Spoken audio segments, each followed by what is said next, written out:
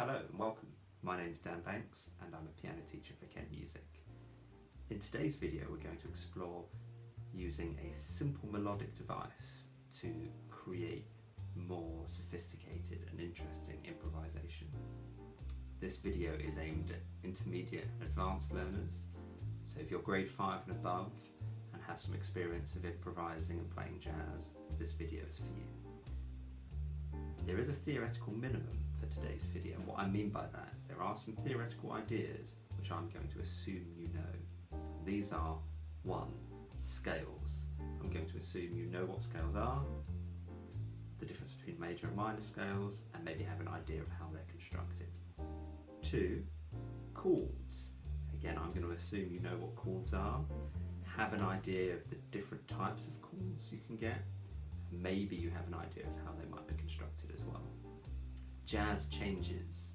So I'm assuming that you've at least heard the term 2-5-1 and you might have an idea of what it means.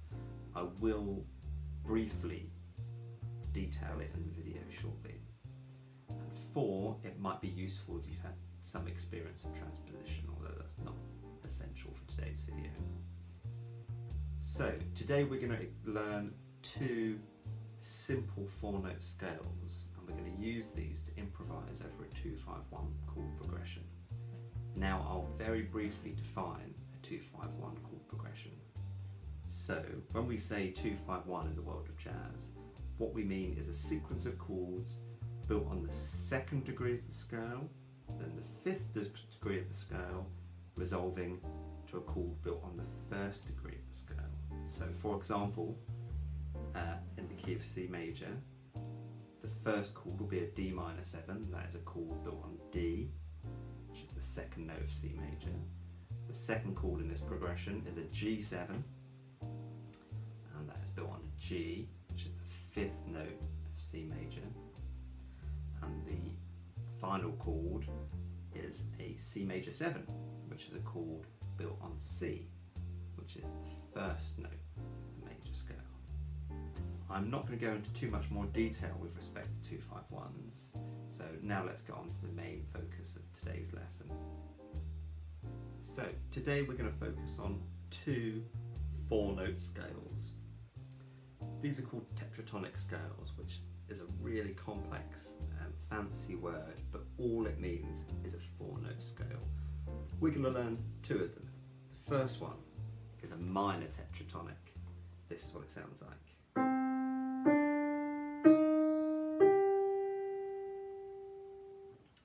And the second scale we're going to learn is a major tetratonic, and this is what it sounds like.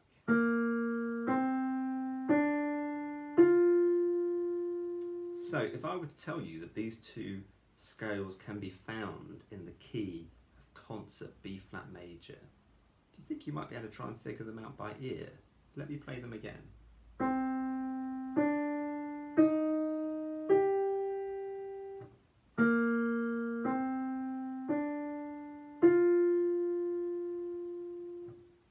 Take a moment, see if you can find them by ear.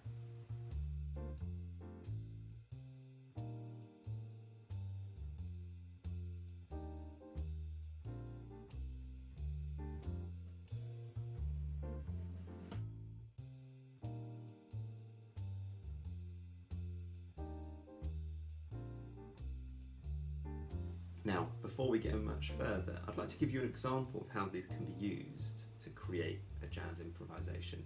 I'm going to use these 2 scales over a 2-5-1 chord progression in B flat major to create an improvisation. I'm going to start simple, and then as I go, I'm going to extend. You'll hear I'll start extending these scales a little bit.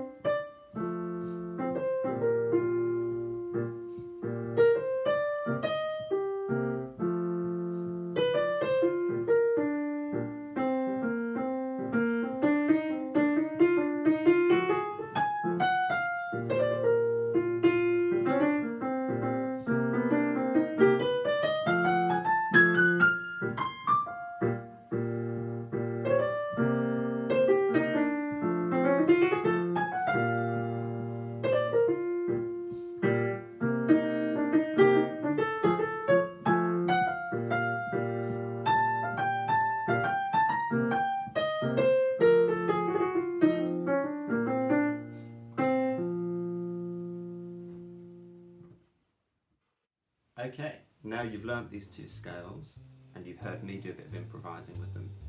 It's time to give it a go. I'm going to turn up the backing track, follow the notation on screen and give it a go.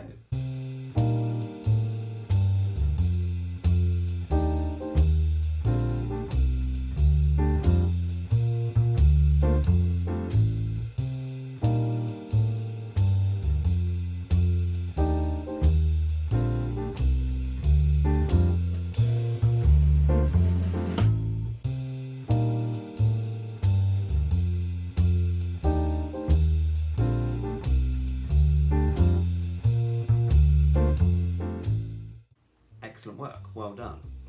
Now let's see if we can extend this concept a little to include some additional colours. You'll now notice in the notation displayed on screen that the 4-note scale on the second chord of the progression has been altered to feature some more interesting colours. In fact, I used a few of these colours in my example when I extended the concept a little. Take a moment to play through these.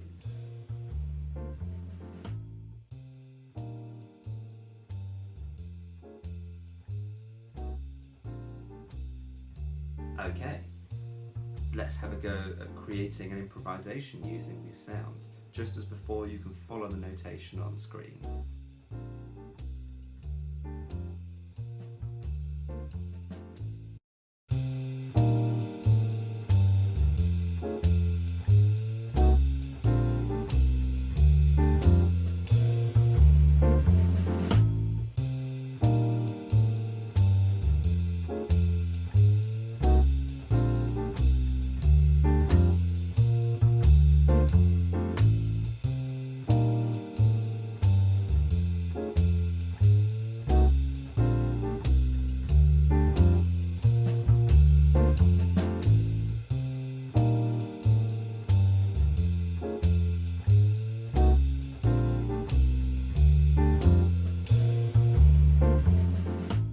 Well done, excellent work. You've now used a selection of 4-note scales to create a more interesting and sophisticated improvisation. If you have any questions about today's video or would like some advice on how to practice this or extend the concept even further, send Kent Music an email and they'll put you in touch with me. Thanks for listening.